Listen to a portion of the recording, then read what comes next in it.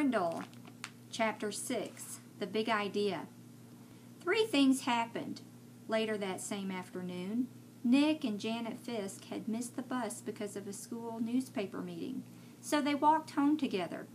They were seeing who could walk along the curb without falling. It took a lot of concentration, and when Janet stepped off into the street, Nick said, "That's 3 points for me." But Janet said, "I didn't fall. I saw something. Look." She bent down and picked up a gold ballpoint pen, the fancy kind.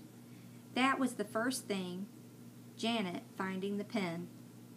They got back on the curb, and Nick followed Janet, putting one foot carefully in front of the other on the narrow concrete curb.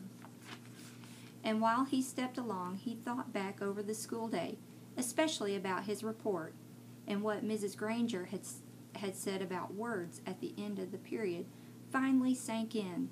That was the second thing, understanding what Mrs. Granger had said. She had said, "Who says dog means dog?" "You do, Nicholas."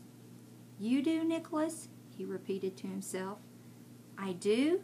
Nick thought, still putting one foot in front of the other, following Janet. "What does that mean?" And then Nick remembered something. When he was about 2 years old, his mom had bought him one of those unbreakable cassette players and a bunch of sing-along tapes. He had loved them, and he had played them over and over and over and over. He would carry the tape and the player to his mother or his big brother or his father and bang them together and say, "Go-waggala, go-waggala, go-waggala," until someone put the cassette in the machine and turned it on. And for 3 years, whenever he said go-waggala, his family knew that he wanted to hear those pretty sounds made with voices and instruments.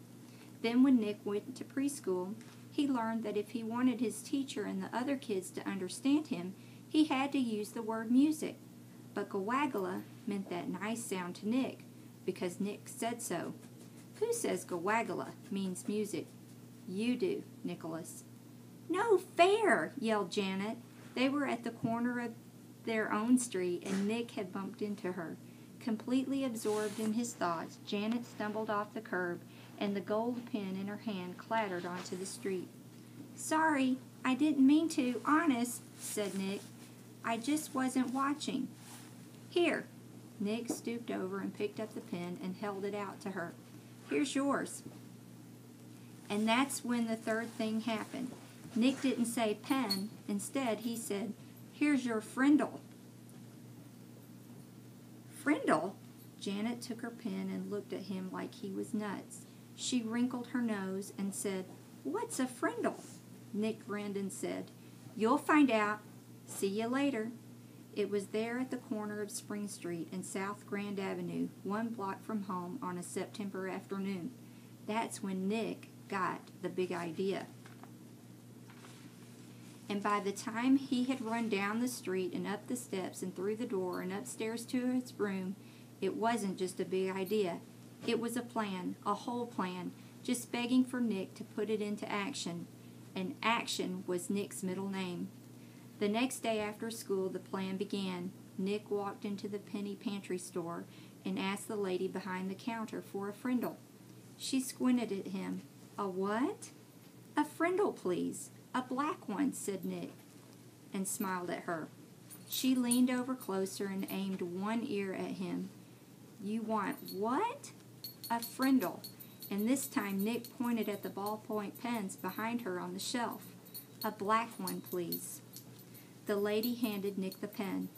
He handed her the 49 cents, said thank you, and left the store. 6 days later, Janet stood at the counter of the penny pantry. Same store, same lady. John had come in the day before, and Pete the day before that, and Chris the day before that, and Dave the day before that. Janet was the 5th kid that Nick had sent there to ask that woman for a Frindle. And when she asked the lady reached right for the pens and said blue or black. Nick was standing 1 aisle away at the candy racks, and he was grinning. Frindle was a real word. It meant pen. "Who says Frindle means pen?" "You do, Nicholas." Half an hour later, a group of serious 5th graders had a meeting in Nick's playroom. It was John, Pete, Dave, Chris, and Janet. Add Nick, and that's 6 kids, 6 secret agents. They held up their right hands and read the oath Nick had written out. From this day on and forever, I will never use the word pen again. Instead, I will use the word Frindle, and I will do everything possible so others will too. And all 6 of them signed the oath with Nick's Frindle. The plan would work. Thanks, Mrs. Granger. The end of chapter 6.